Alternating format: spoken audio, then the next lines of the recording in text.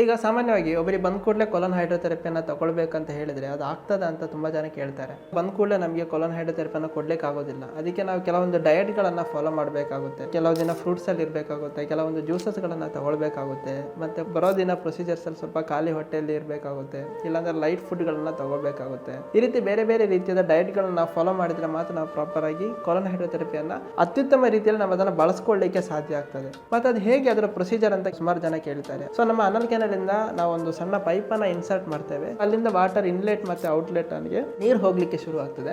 ನೀರು ಹೋಗ್ತಾ ಕಂಪ್ಲೀಟ್ ಆಗಿ ಲಾರ್ಜ್ ಇಂಟೆಸ್ಟೈನು ಮತ್ತು ನಮ್ಮ ಇಂಟೆಸ್ಟೈನ್ಸ್ ಏನಿದೆ ಅದು ಕಂಪ್ಲೀಟ್ ಆಗಿ ಕ್ಲಿಯರ್ ಮಾಡ್ತದೆ. ಈಗ ನಾವು ಪೈಪಲ್ಲಿ ಹೇಗೆ ವೇಸ್ಟ್ಗಳನ್ನು ನಾವು ಕ್ಲಿಯರ್ ಮಾಡ್ತೇವೋ ಅದೇ ರೀತಿ ಅದು ಕ್ಲೀನ್ ಮಾಡಿಕೊಂಡು ಬರ್ತದೆ. ಇದೇ ಪ್ರೊಸೀಜರ್. ಇದು ಯೂಶಲಿ ಇದು 30 ರಿಂದ 40 ನಿಮಿಷದ ಪ್ರೊಸೀಜರ್ ಆಗಿರ್ತದೆ. ಬಟ್ ಒಮ್ಮೆ ಕಂಪ್ಲೀಟ್ ಆಗಿ ಪ್ರೊಸೀಜರ್ ಮುಗಿದ್ಮೇಲೆ ನಿಮ್ಮ ಹೊಟ್ಟೆ ಕಂಪ್ಲೀಟ್ ಆಗಿ ಖಾಲಿ ಆಗಿದೆ ಅಂತ ಒಂದು ಫೀಲ್ ಬರ್ತದೆ.